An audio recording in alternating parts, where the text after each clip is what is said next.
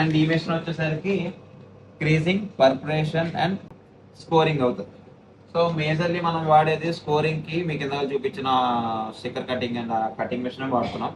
ఇది వచ్చేసరికి పెద్ద పెద్ద కటింగ్ షేప్స్ ఉన్న వాటికి, స్ట్రైట్ కట్స్ ఉన్న వాటికి వాడతాం. మాక్సిమం పర్పరేషన్ అండ్ ఫోల్డింగ్ కి అయితే మనకు దీన్ని వాడతాం.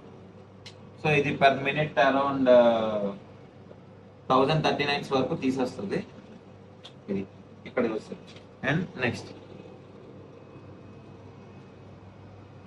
ఇది ఎప్సాన్ సబ్లిమేషన్ ప్రింటర్.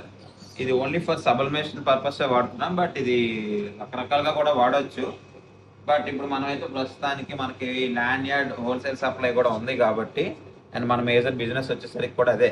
ఫస్ట్ దాని నుంచి మనం దీనికి వచ్చాం. ఫస్ట్ మన ల్యాండ్ యార్డ్స్, ఐడి కార్డ్స్ వీటి నుంచి ప్రింటింగ్లోకి వచ్చాం. సో ఇది వచ్చేసరికి మనకి ఇవి ల్యాండ్ యార్డ్స్ మనకి 12, 16, 20 mm వరకు మనకి అవైలబుల్ ఉంటాయి. మీకు ఏమైనా కానీ హోల్సేల్ ఆర్ రీటైల్ ఏ పర్పస్లో కావాలనుకున్నా కానీ రీజనబుల్ రేట్స్తో మనం సప్లై చేస్తాం. కాంటాక్ట్ చేయండి. సో ప్రస్తుతానికి మనం ఈ మిషన్ వాడేది ల్యాండ్ యార్డ్స్ అండ్ ఫ్లాగ్స్కి వాడుతున్నాం. బట్ కొంతమంది కస్టమైజ్డ్ అడుగుతున్నారు క్లాత్ సబ్లిమేషన్లో, అవి కూడా మనం వాడుతున్నాం. సో ఇది ఎప్సాన్, నేను వాడేది అయితే ఎప్సాన్ F6430. ఇది 4 కలర్స్ వస్తుంది CMYK. అదండి మనకి ఇంకా బయట మిషనరీస్ ఉన్నాయి.